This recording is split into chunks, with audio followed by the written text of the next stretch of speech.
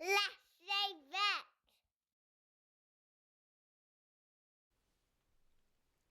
The Smartest Giant in Town by Julia Donaldson. George was a giant, the scruffiest giant in town. He always wore the same pair of old brown sandals and the same old patched up gown. I wish I wasn't the scruffiest giant in town, he said sadly. But one day George noticed a new shop.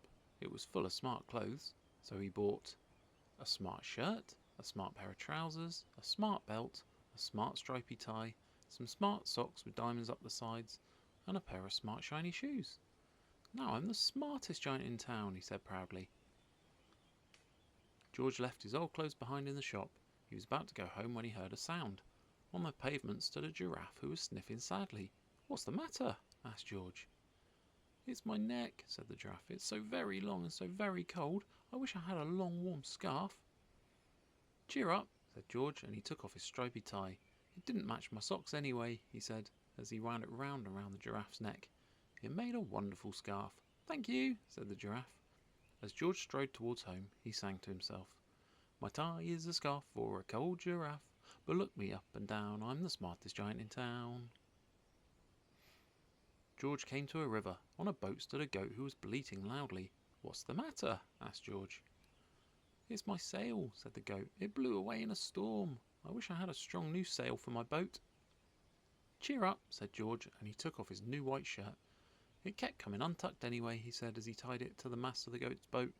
It made a magnificent sail. "Thank you," said the goat. George strode on singing to himself. "My tie is a scarf for a cold giraffe. My shirt's on a boat as a sail for a goat. But look me up and down, I'm the smartest giant in town." George came to a tiny ruined house. Beside the house stood a white mouse with lots of baby mice. They were all squeaking. "What's the matter?" asked George. "It's our house," squeaked the mother. "It burned down and now we have nowhere to live. I wish we had a nice new house." "Cheer up," said George, and he took off one of his shiny shoes. "It was giving me blisters anyway," he said, as the mouse and her baby scrambled inside. The shoe made a perfect home for them. "Thank you," they squeaked. George had to hop along the road now, but he didn't mind. As he hopped, he sang to himself. "My tie is a scarf for a cold giraffe. My shirt's on a boat as a sail for a goat. My shoe is a house for a little white mouse. But look me up and down, I'm the smartest giant in town." George came to a campsite. Beside a tent stood a fox who was crying. "What's the matter?" asked George.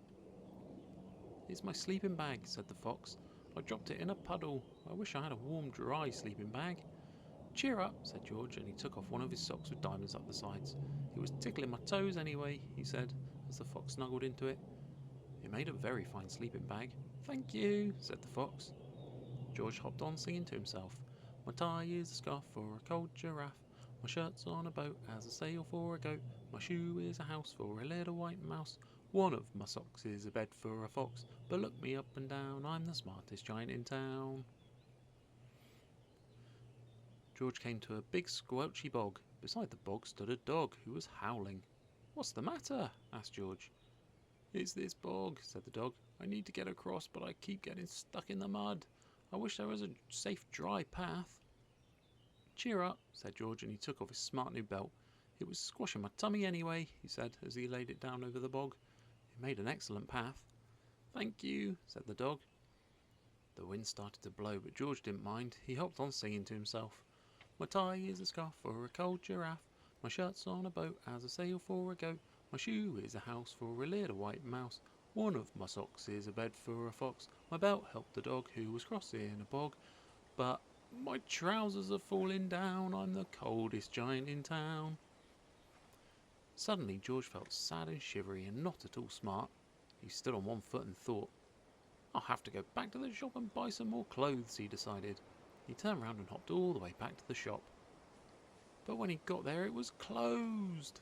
"Oh no," cried George. He sank down onto the doorstep and a tear ran down his nose. He felt as sad as all the animals he had met on his way home. Then, out of the corner of his eye, he saw a bag with something familiar poking out of the top. George took a closer look.